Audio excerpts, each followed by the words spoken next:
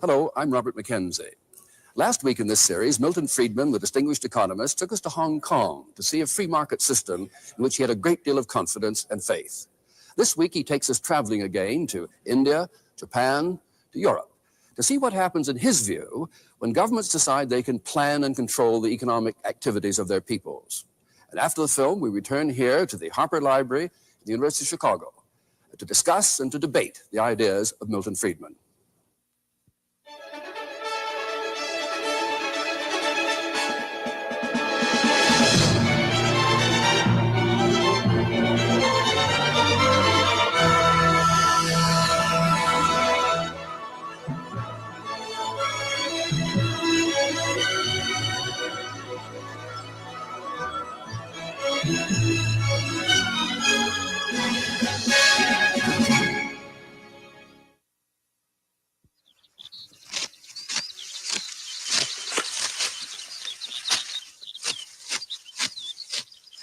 It's harvest time, and Japanese farmers gather their crops for the rice market in Kyoto. Of course, they'll try to get as much for it as possible, and the buyers will try to buy it as cheaply as possible. That's how markets are supposed to work. That's what Adam Smith, the Scotsman who turned economics into a modern science, observed 200 years ago. He observed something else, too. In every country, it is always and must be in the interest of the great body of people to buy whatever they want of those who sell it cheapest. The proposition is so very manifest that it seems ridiculous to take any pains to prove it, nor could it ever have been called in question had not the interested sophistry of merchants and manufacturers confounded the common sense of mankind. Their interest is, in this respect, directly opposite to that of the great body of people. Adam Smith's flash of genius was to see how prices that emerged in the market, the prices of goods, the wages of labor, the cost of transport, could coordinate the activities of millions of independent people, strangers to one another, without anybody telling them what to do. His key idea was that self-interest could produce an orderly society benefiting everybody. It was as though there were an invisible hand at work. The invisible hand is a phrase that was introduced by Adam Smith in his great book, The Wealth of Nations, in which he talked about the way in which individuals who intended only to pursue their own interests were led by an invisible hand to promote the public welfare, which was no part of their intention. He was talking about the economic market, about the market in which people buy and sell. And he was pointing out that in order for a butcher or a baker or a candlestick maker to make an income, he had to produce something that somebody wanted to buy. And therefore, in the process of promoting his own interests or looking to his own profit, he ended up serving the interests of his customers. When Adam Smith published The Wealth of Nations, Britain was still largely a rural and placid place. But the Industrial Revolution was already getting started, and standards of life were beginning to rise. One obstacle was that trade with other nations was still tightly controlled. Merchants in the home market had persuaded the government of the day to impose heavy duties and taxes on all foreign imports in order to ensure themselves a protected market.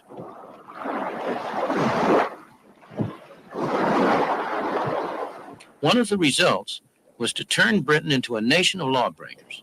Smuggling was a national pastime. Brandy, wines, tobacco, anything with a heavy customs duty on it. For years, the revenue men fought a losing battle along the shores and inlets of the British Isles.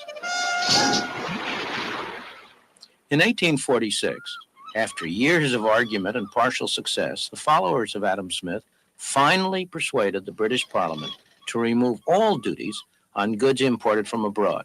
Britain embarked on complete free trade, giving a further push to the rising standard of life.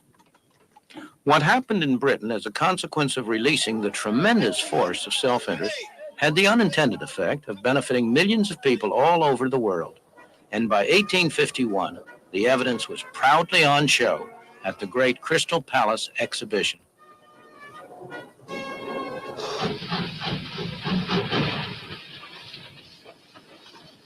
Free trade enabled Britain to become the workplace of the world.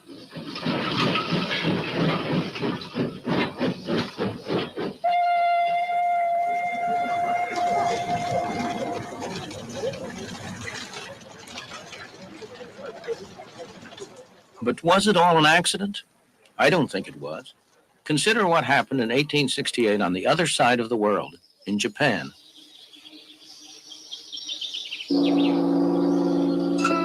For the preceding 300 years, the Japanese had lived in almost complete isolation. They had discouraged visitors from other nations, especially from the West. The result was that by the standards of the West, Japan was backward. It was a feudal society with lords and serfs, and woe betide anyone who tried to change the order of things.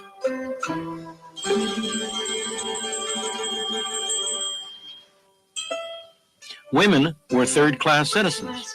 In 1868, a new generation of rulers decided that the time had come for Japan to make contact with the outside world. And with the arrival of the first foreign traders from the West, things began to change. The Japanese followed the British trading pattern because Britain was a leading nation of the world. So free trade came to Japan. Japan became a magnet for other people's ideas and developments. One of the first traditional industries to feel the effect was weaving. From Europe, the Japanese imported the jacquard method, a way of programming a loom to control the accuracy of the weave and so to standardize output. Workers did well in the new atmosphere, and so did their employers.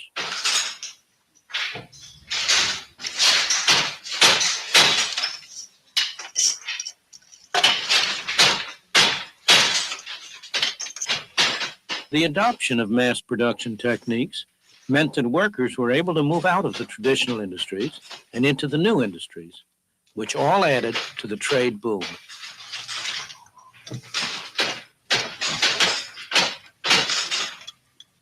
None of us can help being affected by the intellectual atmosphere that we breathe. In the middle of the 19th century, when Japan ended her self-imposed isolation and entered the modern age, it never occurred to her leaders to follow any other course than that of free enterprise and free markets. That was the intellectual atmosphere of the time, created by Britain's success in applying the principles of Adam Smith. In 1948, when India achieved independence, her leaders had all been trained in Great Britain. They had sat at the feet of Harold Lasky and his associates at the London School of Economics, or of their counterparts at Oxford and Cambridge. It never occurred to them to follow any other course than that of central planning and government control. That was the intellectual atmosphere of the time. And the intellectual seed took root. As it grew, it needed to be honored, even worshipped. Every year on the anniversary of Gandhi's birth, people all over India do just that. In homage to the great Mahatma, they sit and spin, using methods handed down through the centuries. But it's more than just a symbol of honoring the past. It typifies the policy that they are actually following. The new government in 1948 decided that India's traditional weaving industry and its workers should be protected from 20th century industrialization. What were the consequences of that policy? This is India today, 30 years after winning independence. And these are scenes in a very typical Indian community, one of thousands. It's called Anakaputar, and it's about 1,000 miles south of the capital, New Delhi.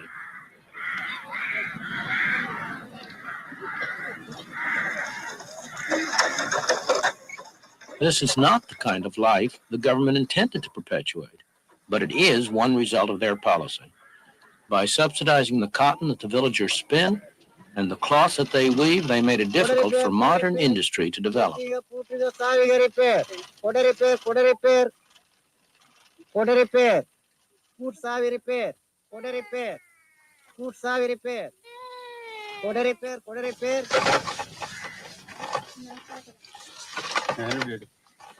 This is sizing. It's an essential technique in cloth production where the yarn is smoothed clean.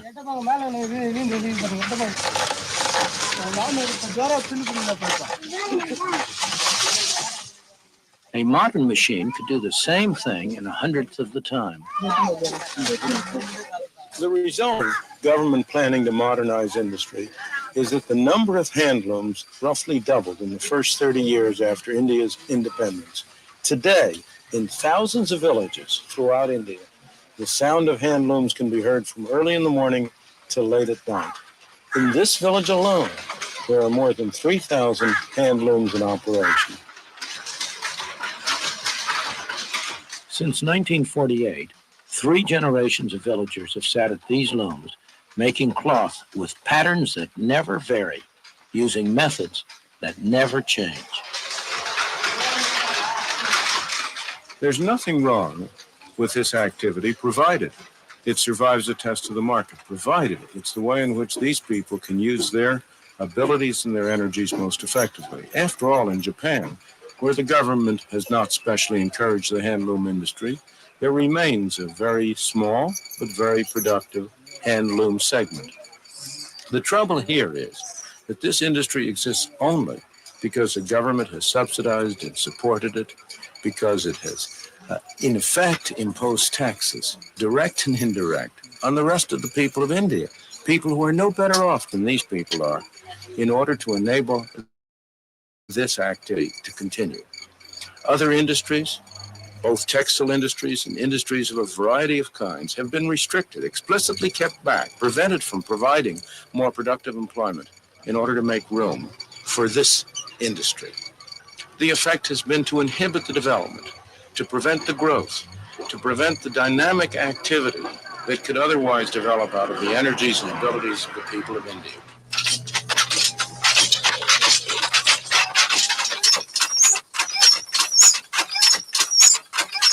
This looks like a factory, but it's also home for the people who work here. When they're not sitting at their looms, they eat and sleep in a corner of this hut.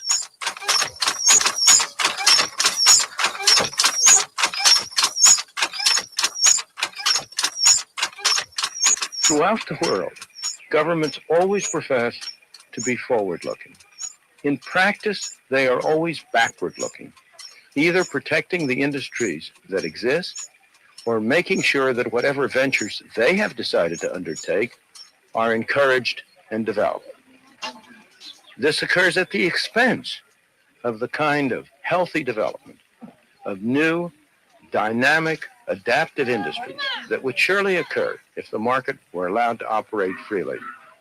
If it were allowed to separate out the unsuccessful ventures from the successful ones, discouraging the unsuccessful and encouraging the successful.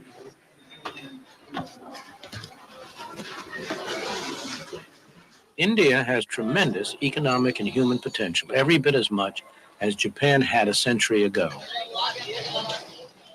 The human tragedy is that in India, that potential has been stifled by the straitjacket imposed by an all-wise and paternalistic government. Central planning in practice has condemned India's masses to poverty and misery.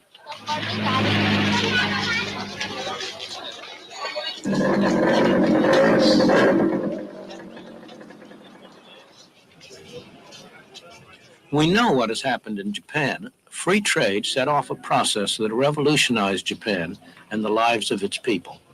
Improvements in material well-being went hand in hand with the elimination of the rigid social structure of a century ago. It's no accident. As always, economic freedom promotes human freedom. And in the meantime, what has happened to the Japanese weaving industry?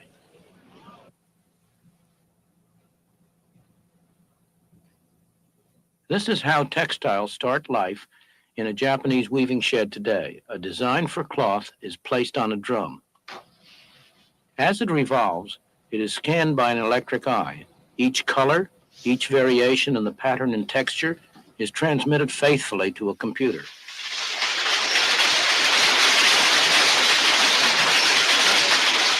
It's all that the modern loom of Japan requires.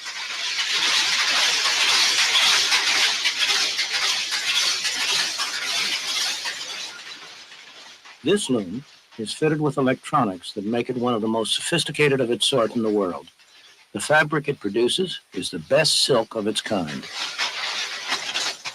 Thanks to the speed and efficiency of these machines, the price of the silk is competitive. The workers are highly skilled and well paid. With the new technology, there's very little a loom like this cannot produce. This piece will become the sash of a traditional bridal gown.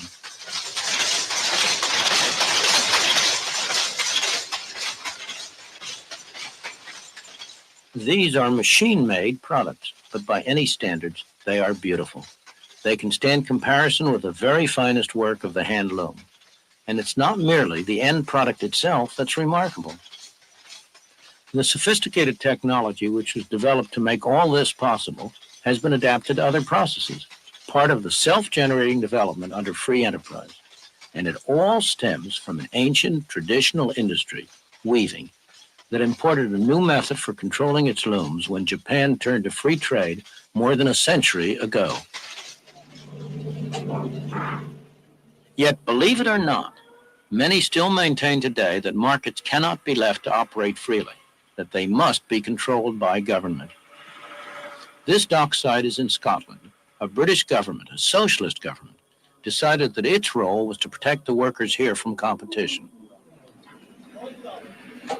So down there in Govan shipyards, they're building these vessels for the Polish government. To get the order, the British government is using the money of British taxpayers to subsidize the work.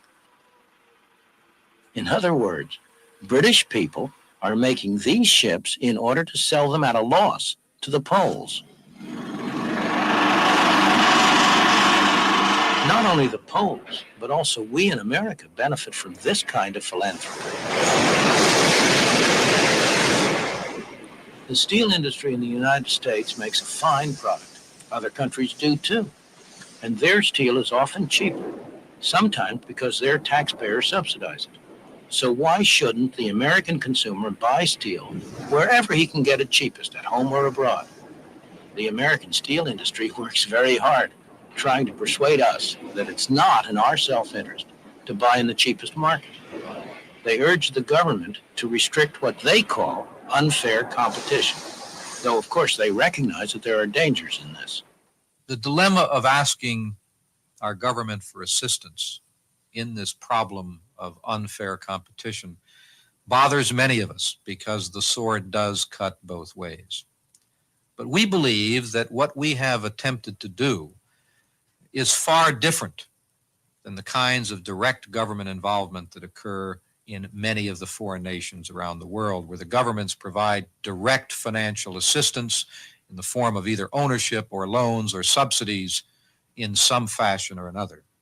What we have attempted to do is simply to get our government to enforce United States laws against unfair competition that have been on the United States books.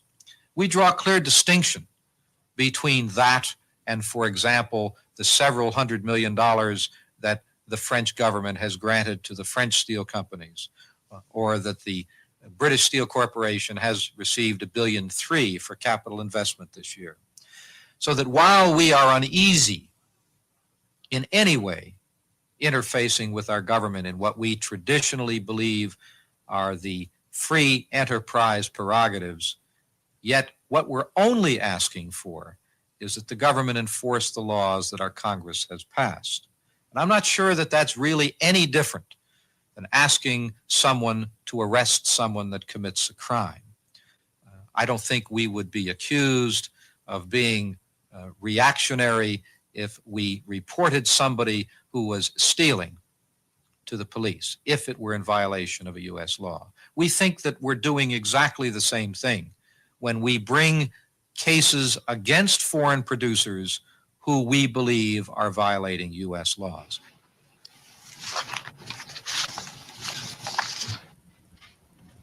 The fallacy with that argument is that it begs the real question.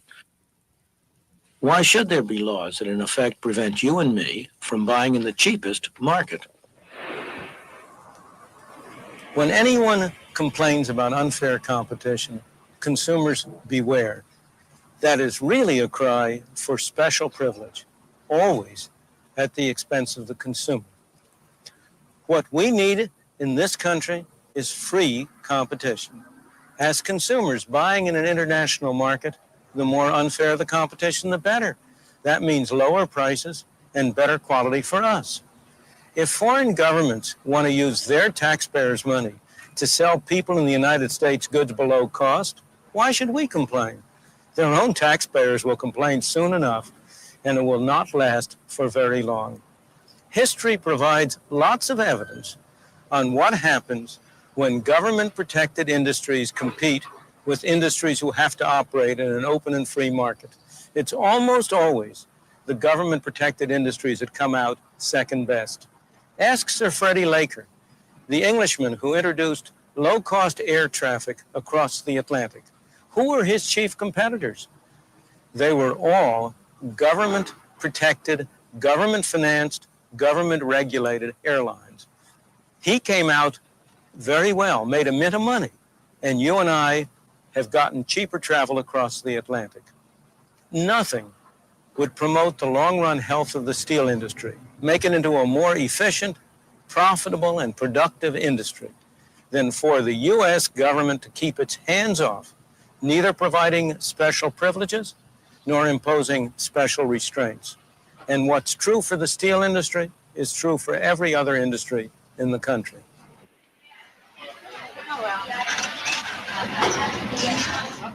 These women work in an industry that so far hasn't asked for special protection, the silicon chip industry. Every one of these small squares on this disk is a highly complicated, integrated micro circuit. An American technician examines them for defects.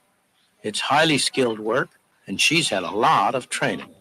When she's done her job, the rejects will be separated from the rest, and the good circuits will be packed up and sent halfway around the world to Malaysia. The product of American technological skills returns looking like this.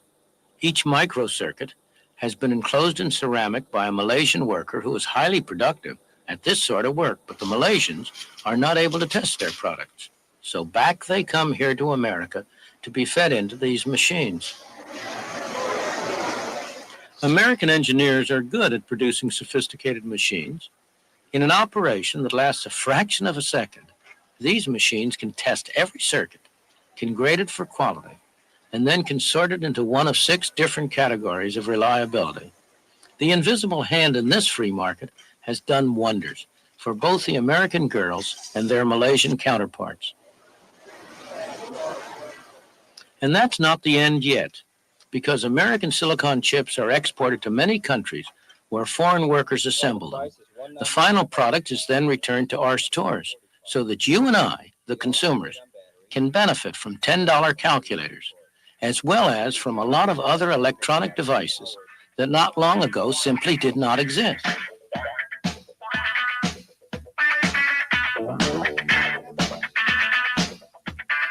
When this hi-fi equipment first came on the market, only the rich could afford it.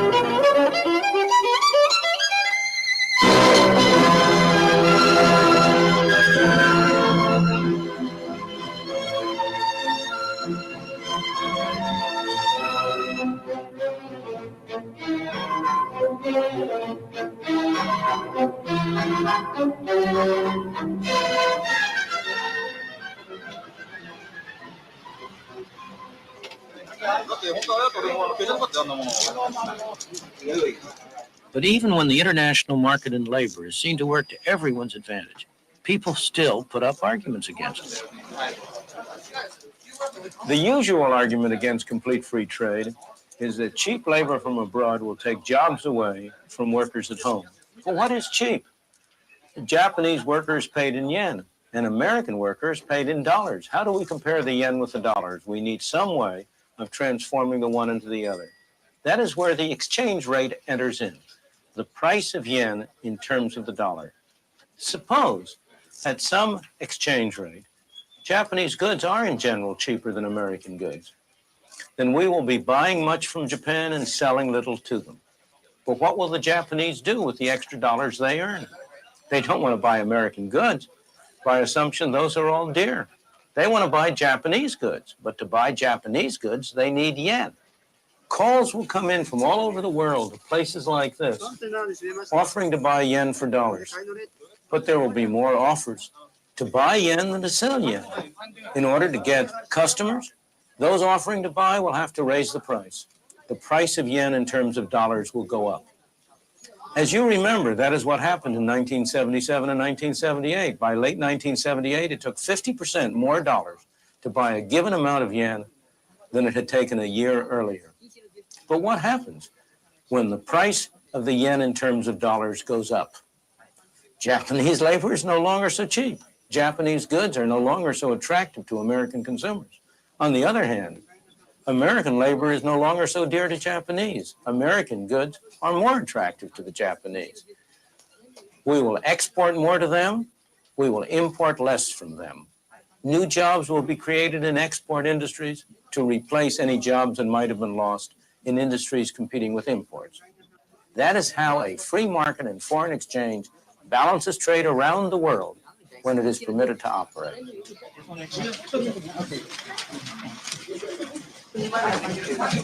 The problem is that more often than not, a free market is not permitted to operate. For reasons that seem to make sense if you don't examine them carefully, governments insist on interfering. But when they do, it's not possible to hide the harmful effects for very long. The main reason why the Japanese yen went up so sharply in price in 1977 and 1978 was because the Japanese government had been trying to prevent the yen from going up in price. In the process, what might have been small disturbances were allowed to accumulate into a major gap in trade. As a result, when market forces finally were permitted to operate, as sooner or later they must be, it took a major change in the yen exchange rate to bring things back into line. Why don't governments learn? Because governments never learn. Only people learn. And the people who learn today may not be the people in charge of economic policy tomorrow. As you contemplate this, you may come to agree with me that what we need are constitutional restraints on the power of government to interfere with free markets in foreign exchange, in foreign trade, in many other aspects of our lives.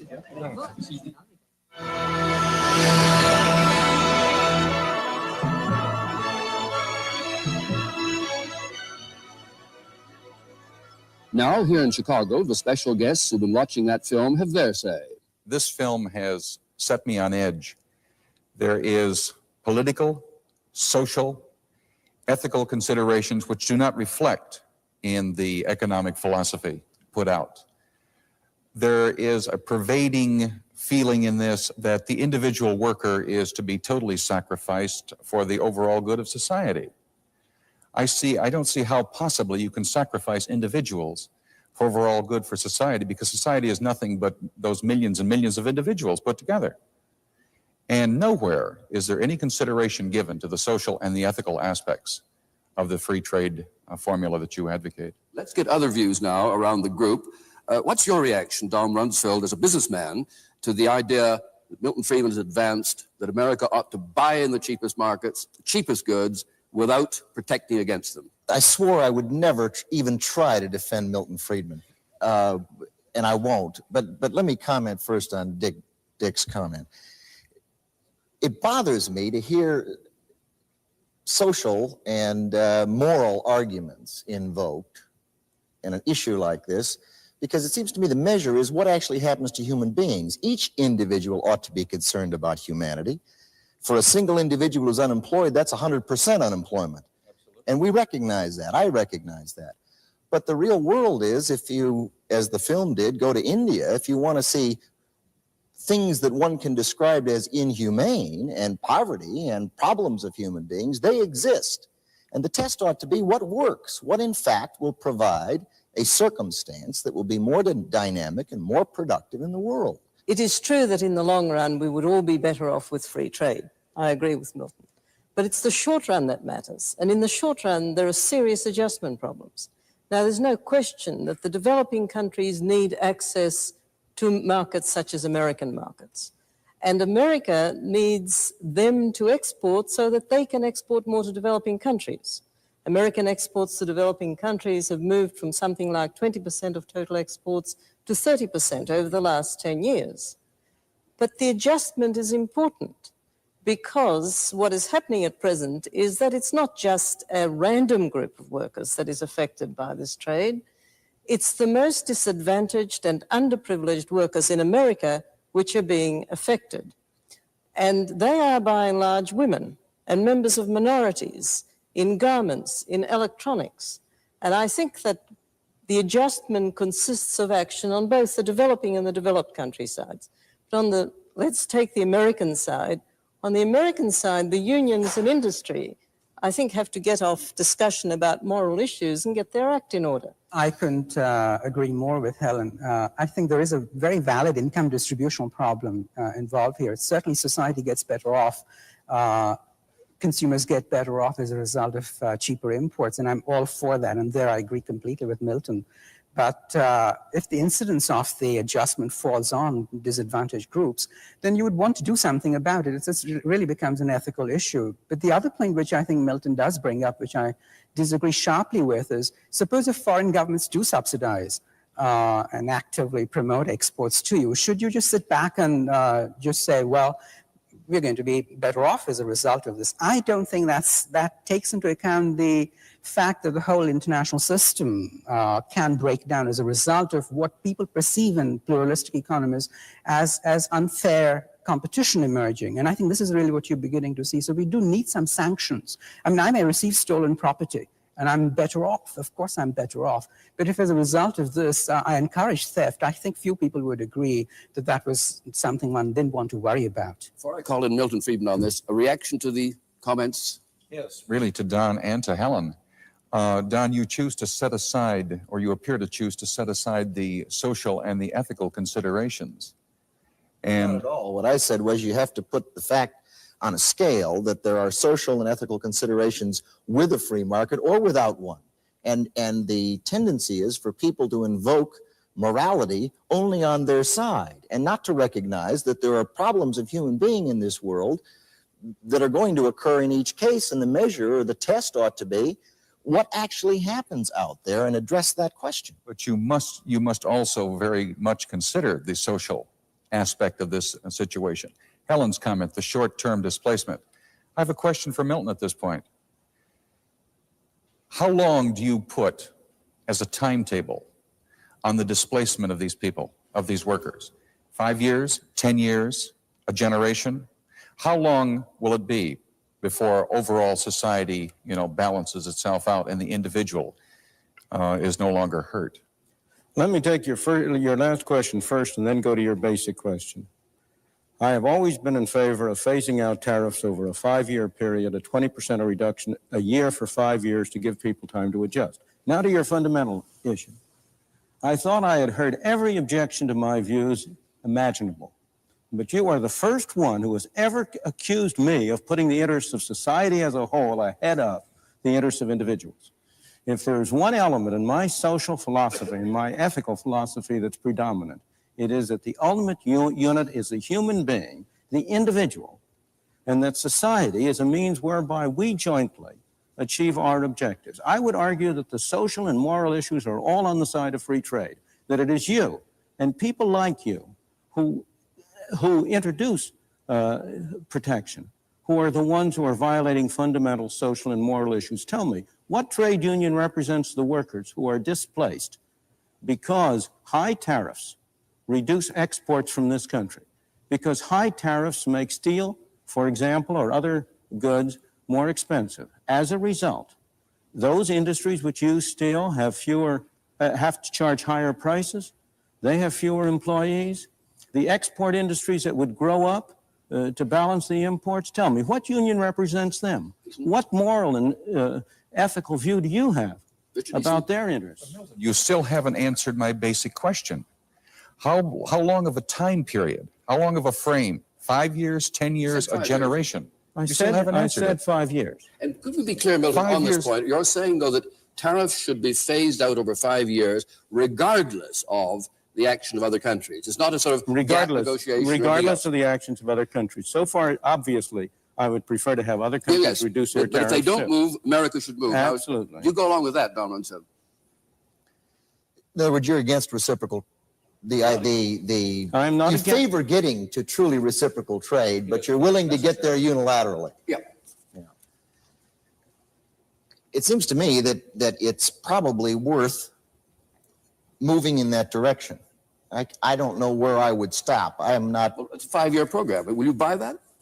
Well, it seems to me that you get action-reaction. To the extent you're doing something that makes sense for human beings, presumably that would be persuasive with others. Presumably, there would be a logical sequence where other countries would begin to sense that that had a certain degree of validity in the world. Will that happen, Helen Hughes?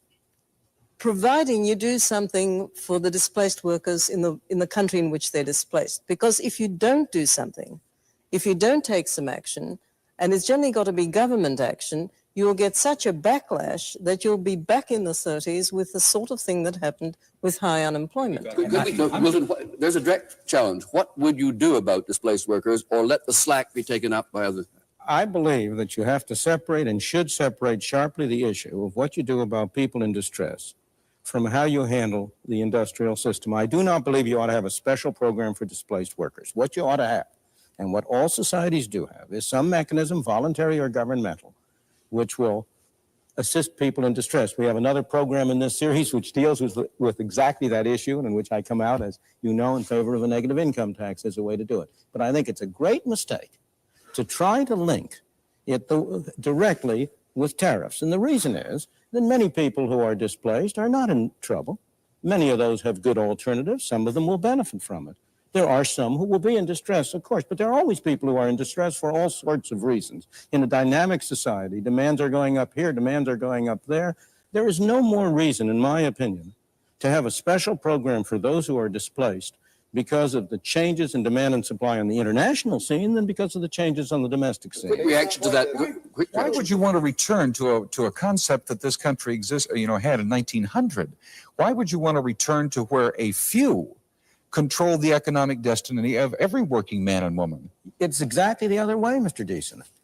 The best way to limit the control of a few is free trade on a worldwide basis. There is no measure whatsoever that would do more to prevent private monopoly development than complete free trade. It would be far more effective than all the antitrust suits in the world. I totally disagree. You would wind up with a situation like in the movie Rollerball, where corporations carved out their spheres of economic influence throughout the world and controlled everything. It would be controlled by corporations in its entirety. Excuse me, you saw the picture of Hong Kong, didn't you? Yes. Where are those corporations there? We might get down that alley and have a difficulty finding our way out of it. Could we move to another big theme in the film? That is that the third world countries have, broadly speaking, made a very serious error in moving into planned economies from beginning to end. And you use a phrase in the case of India, central planning has condemned the Indian masses to poverty and misery. Now, what's your reaction, Professor? I partly agree with Milton as always and largely disagree with him. I think it is true that the invisible hand ought to be seen more in the poor countries than it is. And I would like to see the iron fist disappear. Unfortunately, it's the other way around. On the other hand, I think it cannot be maintained that laissez-faire is the answer, either that it's a necessary or a sufficient condition for development. Let me go to Milton's examples and refer to Japan. Japan is a prime example, actually, where the visible hand is invisible to everybody who's outside of Japan, but it's writ large on the wall for the Japanese. The Japanese government, right from the Meiji Restoration, has taken a very active interest in the development of the country. It has regulated technology imports. Even to this date, the government and business have a sort of strong symbiotic relationship. I think it's just the last. Highly paternalistic. And business is highly paternalistic. I don't think it's a valid example at all of what I believe was the implication of Milton's program. Let's begin, Helen Hughes. On this theme, has the Third World made a disastrous mistake in almost unanimously moving into planned economies rather than the free market? Well, first of all, it hasn't almost unanimously moved into planned economies. Overwhelmingly so. Not even overwhelmingly. I mean, India is a large country, but the majority of developing countries are not centrally planned. They have some sort of planning. Secondly, some of the countries which have been most successful have had the highest government intervention. The best examples are Taiwan, Korea, Brazil, Singapore, and even in Hong Kong, which is often held up as an example of no government intervention. I mean, this is just not true. The Hong Kong government has provided the infrastructure. It has provided the roads and the ports and the schools, and it's been very important. But when you move to a country like Malawi or Papua New Guinea, you can't do without government intervention. There is nothing there. There are no entrepreneurs in place, and the American entrepreneurs are not interested in small places like that. I'm not in favor of no government intervention. I never have been. I point out in the film that what the government did in Hong Kong was very important. The question is what kind of intervention? And in the states you've described, in the places you've described where you've had success, governmental intervention has been of a rather special kind. It has provided infrastructure. It has not tried to determine the outline of industrial production, the areas in which industry should go, exactly what the allocation of. It has not gone in for central planning. Well, that's just not true in Korea. I mean, you're factually wrong, because in Korea, the government it is true in Taiwan. It's fairly true in Taiwan, but not in Korea, which has grown faster than any other country, where Korean exports have been determined to a very large extent by direct government intervention. I think your point is, what sort of government intervention, what for, and what are the trade-offs between government intervention and the free market? These are the relevant issues. What is the role of government in relation to the market economy? How do you see it performing, Don Rumsfeld? Do you want to see governments, as it were, enforcing competition by chasing down monopoly, restrictive practices, and all the rest in society? The record's clear that they don't do it well. They can't manage the... But does that mean they shouldn't do take it the at wage all, price or do it better? controls in the United States of America. I happen to have been involved, and I don't say it with any great pride. The real world is, I don't care about good intentions. I don't care about brains. I don't care about integrity. The fact of the matter is they're not smart enough to manage the wages and prices of every American, 215 million strong. They can't do it well. They do it poorly. And the weight of that is harmful. It's graphically shown in every document issued by the Council of Economic Advisors in the United States. But what about the additional question, though? Does the government properly, in this country or elsewhere, ensure competition by other devices? I'm not talking now about price control, wage control, but ensuring competition rather than permitting price fixing or agreements and monopoly. What do you feel about it? I feel the government properly acts in that area. The government must be there to ensure competition. The government's not smart enough. Look at the antitrust law. You talk about the implementation of antitrust regulations in the United States between the Department of Justice and the FTC. It's a patchwork mess. There isn't any logic to it. People don't know what to do. They can't get answers. They're inhibited from mergers and consolidations that would make a lot of sense from the standpoint of the consumer. And would make even more sense from the point of multinational corporations. I think that one of the points you're making is that it's very hard for the government to intervene in a very large country like India or the United States. But compare government intervention in some of the small homogeneous countries of Europe or a Singapore. And I think that's very important. Switzerland has a great deal of government intervention. Sweden, Denmark, Norway. I've just quoted you the 4 highest income countries in the world. They do have intervention to try and protect the functioning of the market system and to make it more efficient. Milton is absolutely right that if you're talking about central planning, that has been disastrous, absolutely, in terms of having targeted industrial allocations and so on. I mean, there's absolutely no doubt in anybody's mind who has studied the problem over the last Disastrous 20 in India years. too. In India as well, very definitely. You advised on that, didn't you? No, not on centralized planning, no. That wasn't a fair question anyway. That's all right. I was over there as an advisor too. I've been on the side of the angels on that for a number of years, to a point where I'm supposed to be a friend of Milton's, which is disastrous. To give advice is one thing, to have it taken is a different one. I agree very much with what Helen Hughes has said, that the more homogeneous a country, the less harm a government will do by intervening. I don't believe it does positive good. I just simply believe it does less harm. But as to antitrust, I am in favor of the laws which make agreements in restraint of trade illegal. Most of the rest of the antitrust apparatus has promoted monopoly instead of hindered monopoly. If you look at where there are monopolistic elements in the world and in the United States, including the multinationals you want to refer to, in almost every case, that monopoly derives from a special grant by government. And therefore, the problem is not how does government enforce competition? How do you keep government from setting up monopolies? That's the real problem if you look at the real world and not at the preamble or the language of antitrust measures and similar laws. How close are you to what Deason was saying a moment ago, though, in this area? He seemed to be arguing with you that there was a responsibility to make competition work. The responsibility is to set up a framework of laws and of arrangements under which competition will flourish. And the most... Inevitably flourish? Well, so far as I know, I don't know of any case in history in which monopolies have been able to maintain themselves for very long without having government assistance directly come in on their side. The trade union monopolies that Mr. Deason represents would never have the kind of power they do now if it weren't for the special privileges which government has granted to them. I can perfectly well understand his being in favor of such action, of antitrust action by the government, because it really is pro-monopoly action in the main. Why were those exemptions to monopoly laws given to unions? Because of the political power of unions, of course. I'm not questioning that. And because of the tremendous imbalance of power of companies at the time that unions were getting their start. There's one concluding idea toward the end of your script that I'd like to look at because it seemed to me to be most provocative. You talked about the need for constitutional restraints on governments to prevent them interfering in foreign exchange, free markets, and in foreign trade. Now, what have you in mind, Milton, when you say constitutional restraints? No doubt what I have in mind.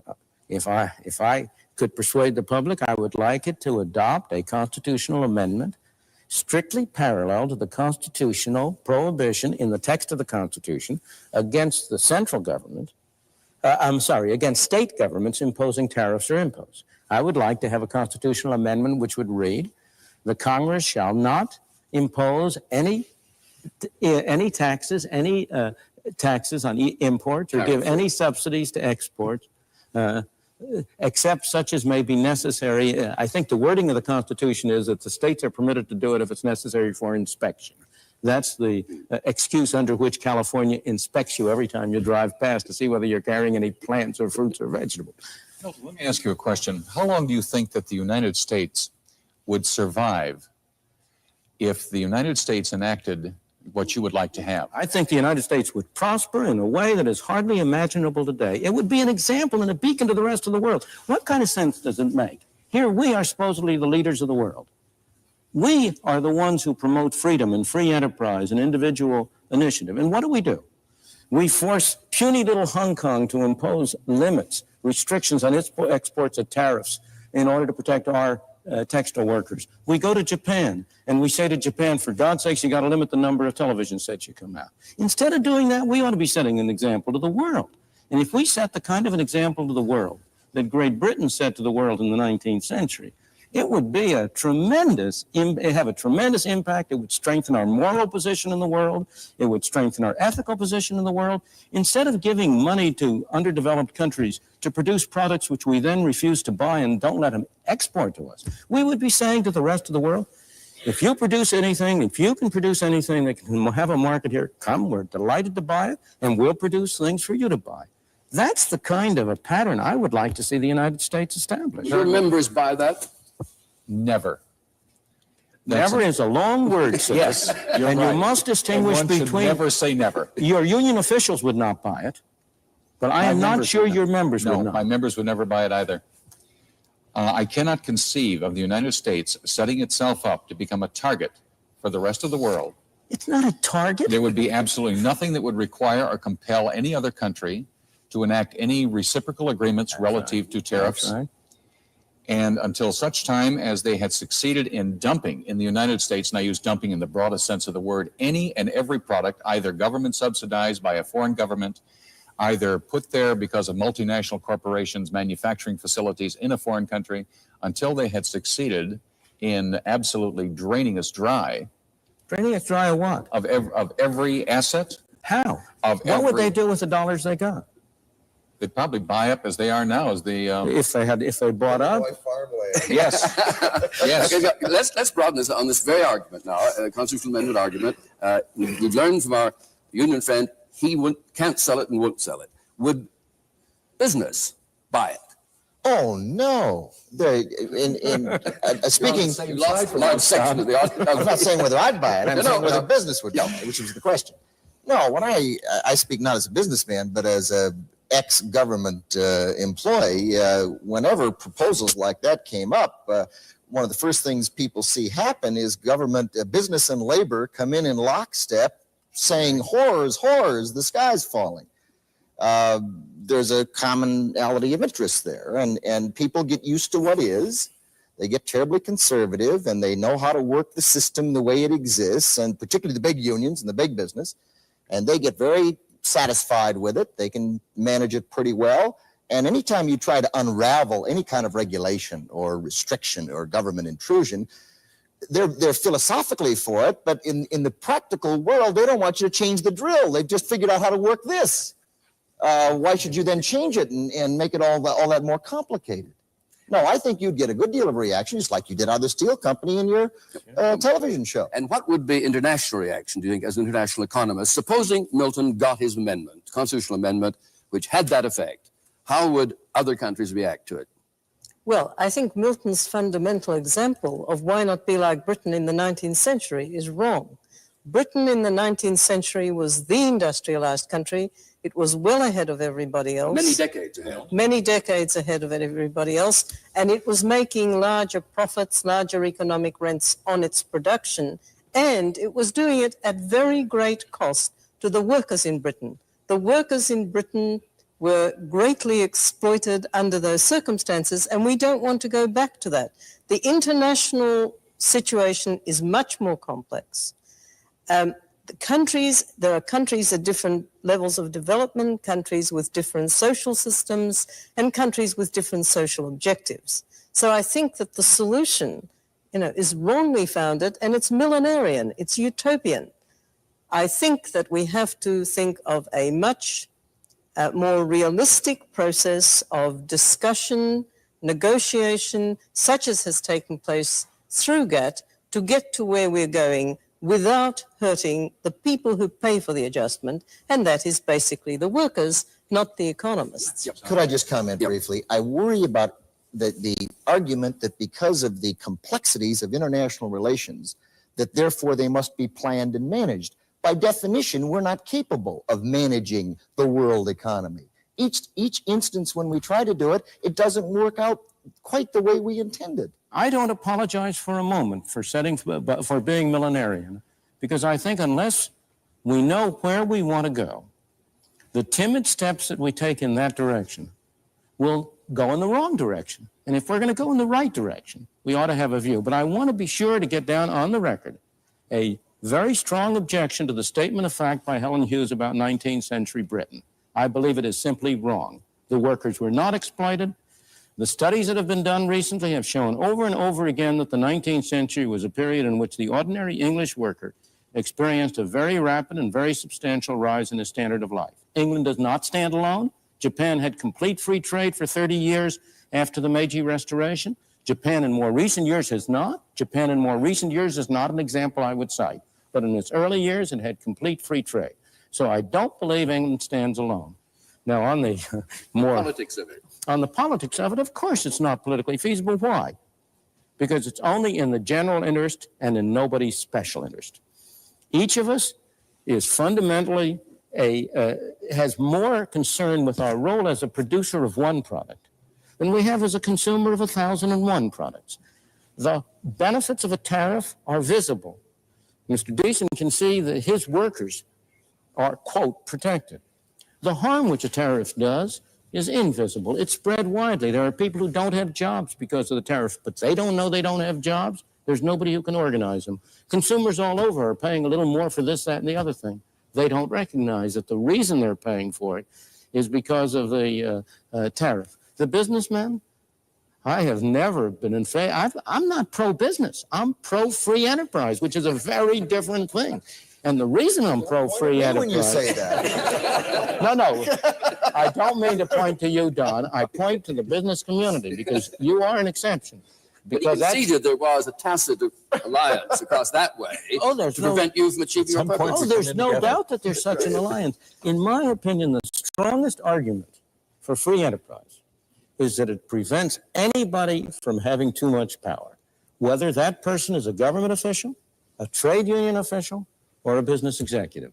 It forces them to put up or shut up. They either have to deliver the goods, produce something that people are willing to pay for or willing to buy, or else they have to go into a different business. Well, there we must leave the argument for this week, and I hope you'll join us again for the next episode of Free to Choose.